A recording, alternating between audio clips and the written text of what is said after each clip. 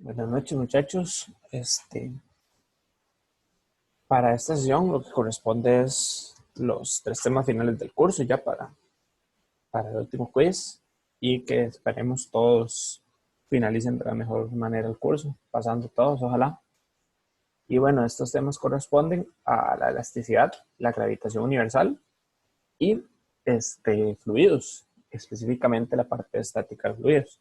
Entonces, para iniciar con la elasticidad, es importante detallar primero que todos los objetos, todo material, aunque sea en un mínimo grado, pero todo se puede deformar, ya sea cuando uno los comprime, cuando intenta estirarlos, si intenta flexionar, causar una curvatura por el estilo, torsión, entre otros, pero todos los objetos pueden deformarse en cierto grado.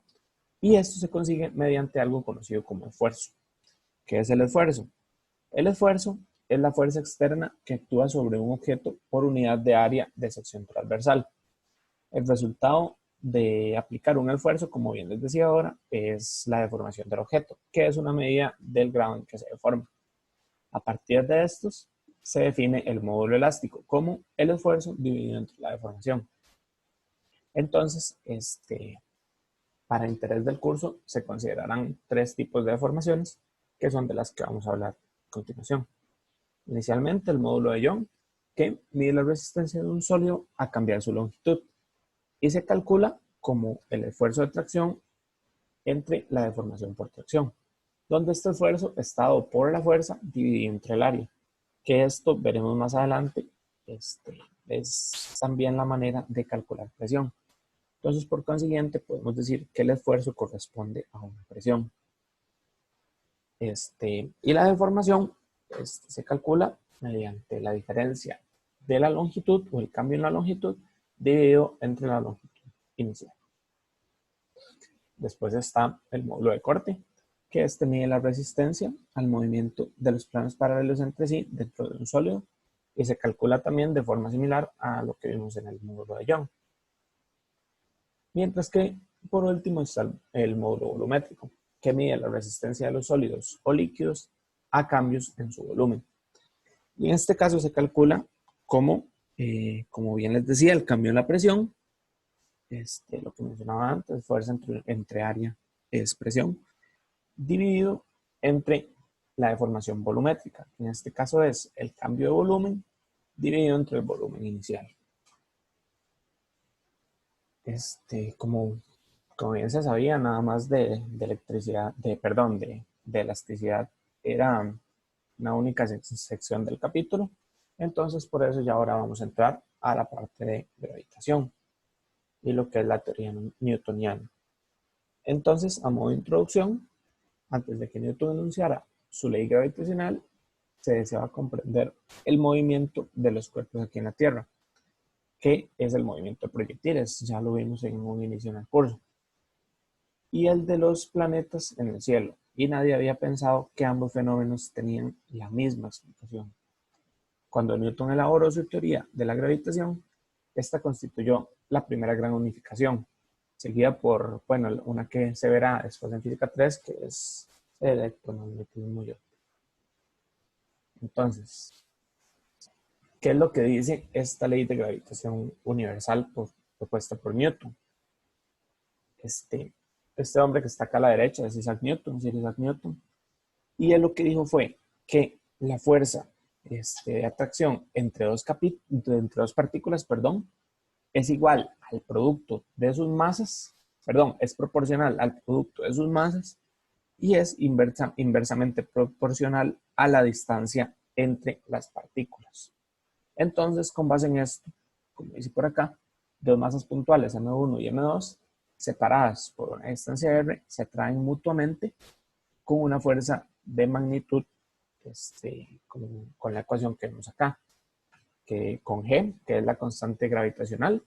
Aquí vemos el valor, que es de 6.67 por 10 a la menos 11 newton metro entre kilogramo al cuadrado. Y esto es multiplicado por el producto de las masas, que decía ahora, y dividido entre el radio al cuadrado. Entonces, se puede demostrar, como el mismo Newton lo hizo, que esta ley se aplica para cuerpos extensos que poseen simetría esférica también. Bueno, acá está un diagramita de más o menos la idea de lo que quería explicar Isaac Newton, donde las masas, como podemos ver por las fuerzas, la atracción, ese sería el producto entre ellas, y la división entre el cuadrado de la distancia que las separa, la manera en que se explicaría esa fuerza de atracción. Entonces, la determinación experimental de esta constante. Es importante señalar que Newton no conocía el valor de la constante gravitacional. Él solo la propuso. Él dijo que era necesario esto para lograr un cálculo preciso.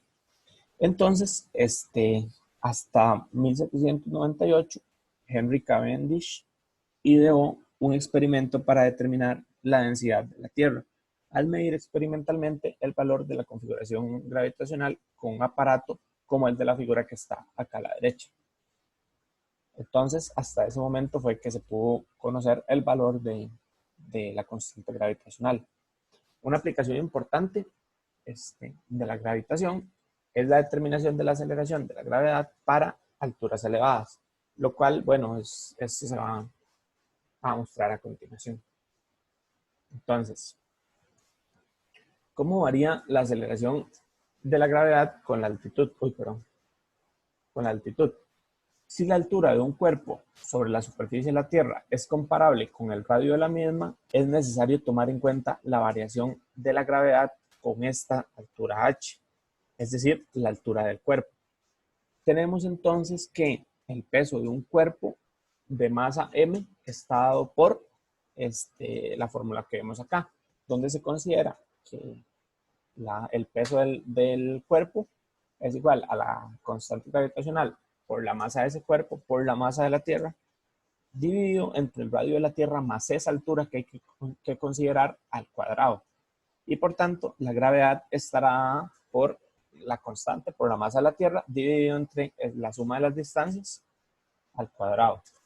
Y podemos ver en la tabla que está acá a la derecha que en realidad lo que varía la gravedad son valores muy pequeños, por así decirlo, que incluso se podrían llegar a considerar hasta despreciables. Por eso es que, por lo general, para cálculos utilizamos la gravedad con un valor de 9,81, porque por lo general los valores oscilan o se pueden aproximar a ese valor.